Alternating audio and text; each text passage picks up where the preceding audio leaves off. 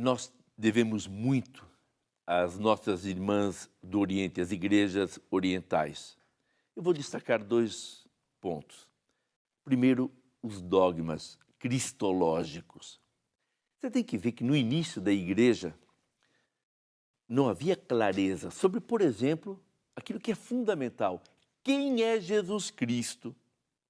Foram necessários vários séculos de estudos, de reflexão, de oração. Foram necessários concílios para definir quem é Jesus Cristo. Ele é o Filho de Deus, Deus Ele mesmo e nosso Salvador. Essa definição é uma definição dogmática. Jesus se apresentou como Filho de Deus, mas foi contestado. E logo nos primeiros séculos surgiram aqueles que diziam, não, Jesus foi uma pessoa importante, como Moisés foi importante, como Isaías foi importante, mas nisso, e Deus assim adotou como se fosse o seu filho, diziam assim. Outros diziam, não, ele não pertence à Santíssima Trindade, ele é apenas um profeta. E vai por aí, então, e olha, se tratava de algo fundamental. Foi especialmente no Oriente que as reflexões se desenvolveram, aí temos santos padres, aqueles pais da nossa igreja, pais na fé, de grande riqueza, de grande sabedoria teológica, que levaram os assuntos e num determinado concílio de Niceia, de Constantinopla, de Éfeso, é que houve então grandes e importantes definições sobre Jesus Cristo. Então hoje nós rezamos com muita tranquilidade, creio em Jesus Cristo, seu único Filho, nosso Senhor. Hoje rezamos graças a nossos irmãos do Oriente. Depois, a riqueza dos ícones. Ícone é uma palavra grega que significa imagem. Só que a nossa concepção de imagem do Ocidente é diferente da concepção do Oriente. Nós olhamos o aspecto externo. Ah, que imagem, que figura bonita, que imagem, que quadro bonito. O oriental interioriza mais, ele contempla mais. Então, um ícone é para ser meditado, para ser venerado, porque ele é fonte de ensinamento, de dogmas, de verdades de fé.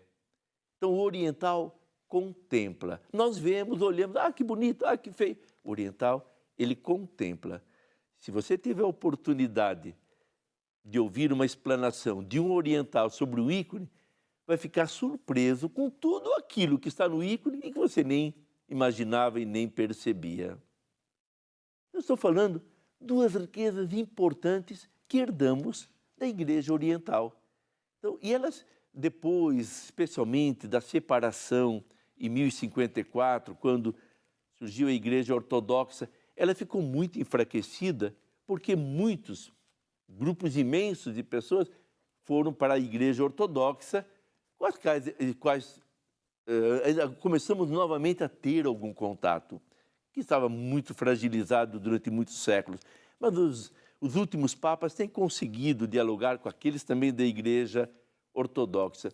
Mas com nossos irmãos orientais, hoje sim, há comunidades no Egito, há comunidades lá na Palestina, no Líbano, na Ucrânia, e eles mantêm ritos que a igreja faz questão que eles preservem, faz questão que as pessoas que nasçam nesses países que têm esses ritos, que conservem, e até a igreja cria dificuldade de passagem de um rito para o latino, porque quer preservar, são riquezas que temos que manter.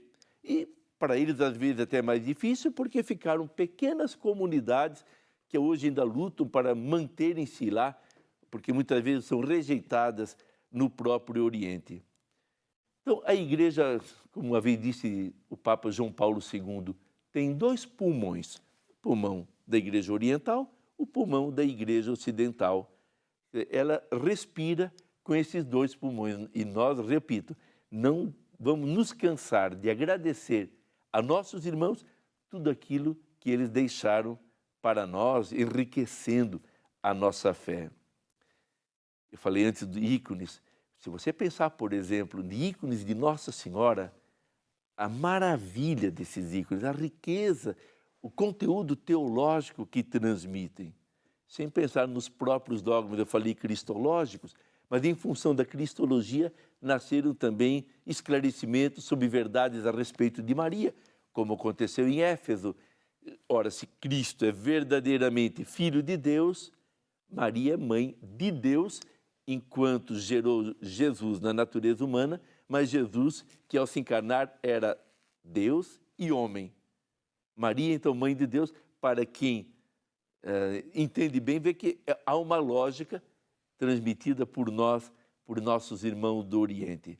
Então vamos, assim, procurar conhecer mais essa riqueza da igreja, porque eles continuam tendo muito a nos ensinar, especialmente nesses dois pontos que eu falei.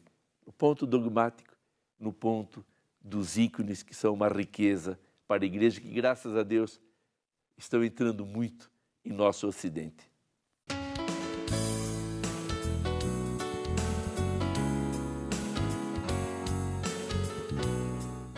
Os simbolismos, a poesia, o belo e o sagrado, tudo isso é valorizado no rito da igreja melquita.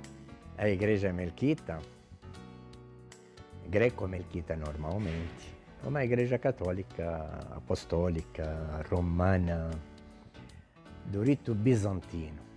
Tem um lado ortodoxo, que é a maioria do povo, e um lado católico. Eu sou da parte católica. E na parte católica, como na parte ortodoxa da igreja, tem um patriarca que é o chefe da igreja. Segundo Dom Fares, no início a igreja melquita era patriarcal. Atualmente a figura do patriarca continua existindo. É Gregório III, mas eles estão em comunhão plena com o Papa.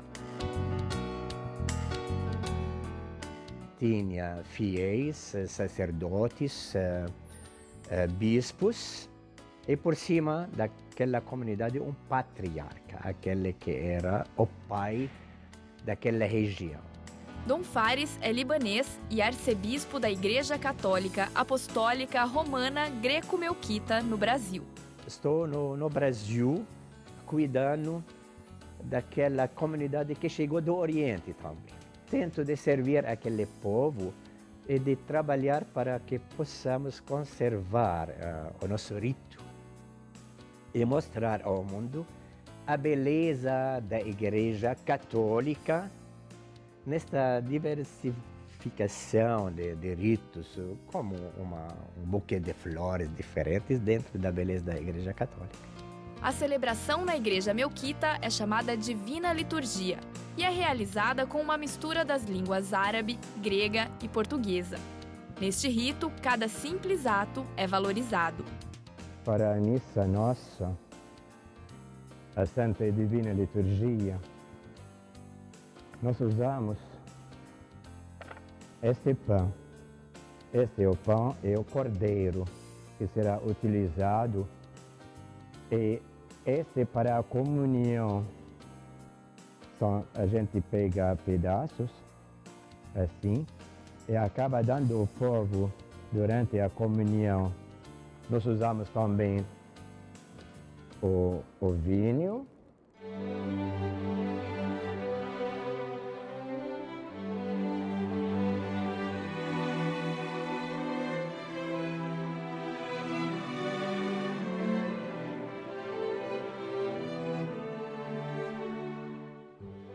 Nosso Evangelho tem o Cristo da ressurreição, os 4 evangelistas.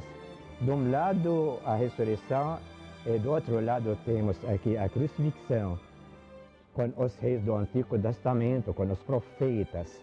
Sempre temos o Evangelho no altar.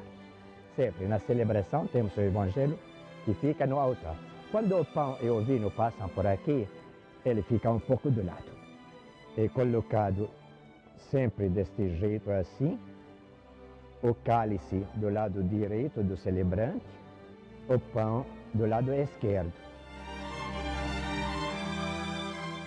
Todo mundo junto com o celebrante olha a cruz, a Cristo. Muitas vezes também o celebrante vira para o povo assim para dar uma bênção. Eu faço o sinal da cruz grande, e todo mundo segue o movimento. Por isso, a nossa cruz é de direita para a esquerda também, não é de esquerda para a direita.